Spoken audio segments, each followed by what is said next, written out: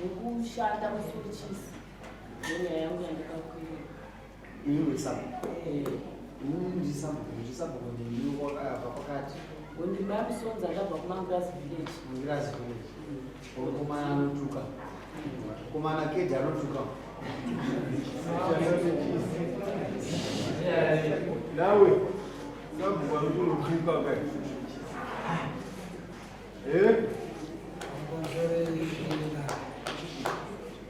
shwa kutoka kana jaona katoka pana zvakaitika wondisanganidza nawo oti nditaure mazwi akaipa namai vangu kaso watuka apo aindatonetsana nemunhu akabvoma kaso watuka village nemunhu andibira foni tato watuka nachifi andina kutonga ibaba ndakatuka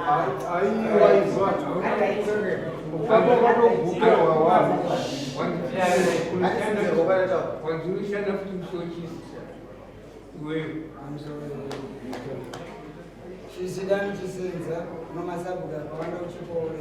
nandakatongoore mazuva namabhuku akanditonga ndishando chisi isashani avote watuka vandaituka mumunhu mutaisabu sazisimuso dzakabuku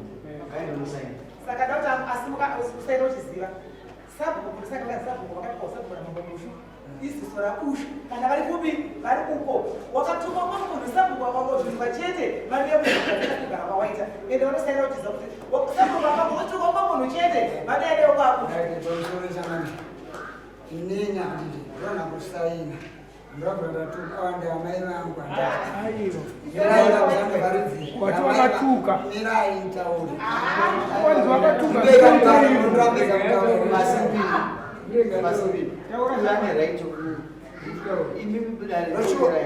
pamusoroichangani like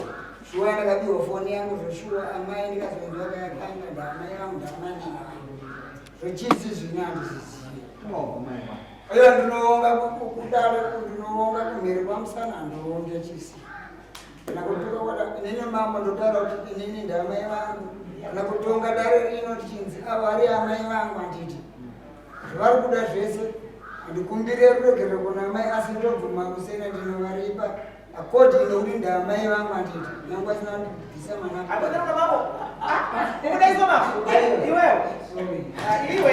una vatokana vakatako vakatako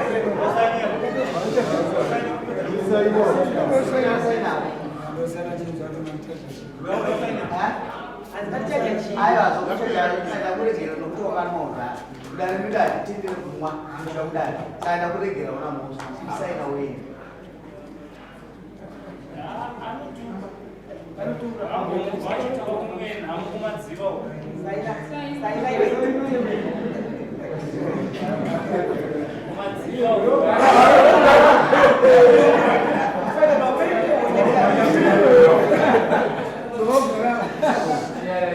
akatuka munodejaya asatuka ndachida pamusoro ndachida kuti ndimutsanangurire nyaya yake kana achiti hana kuti tukaituka munhu kumundo iye wonzwisisa pandakati iye akandituka ndofunga pane nyaya dzekwatsika mutanga dziya dziri ndakaudza mupurisa wevhileji kuti vanoda zvekuti tiende kwatsika mutanda ngavauye tione tifambe tiri pamwe chete vanhu vakauya tikati ngakuitwa macontributions kune vanoda kuti tsika mutanda auye sangasana yemurume vakaramba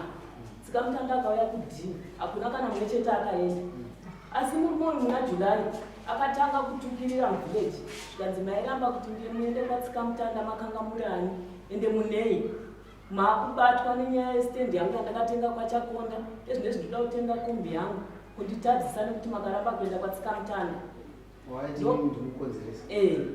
ndokutuma mupurisa wevhileji ndamunomuudza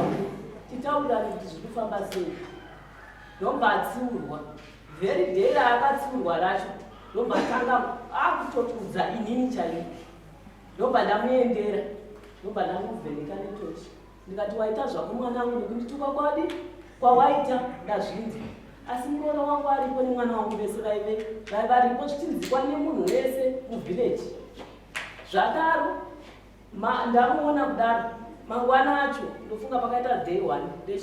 ndobva kwafiwa muvillage. Pavillage panhamo chaipo chaipo pakazara vanhu. Ndofunga ndakafonera vachaka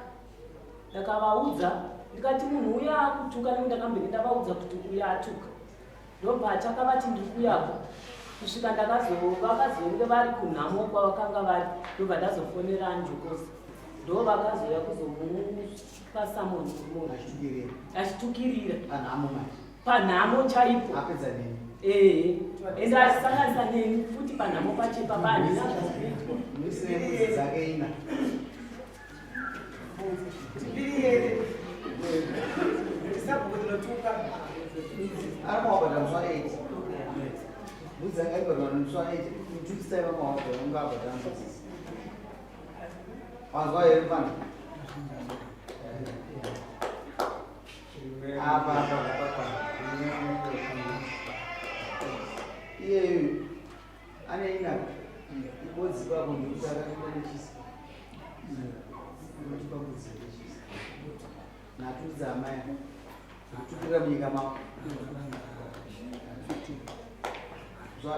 akasauya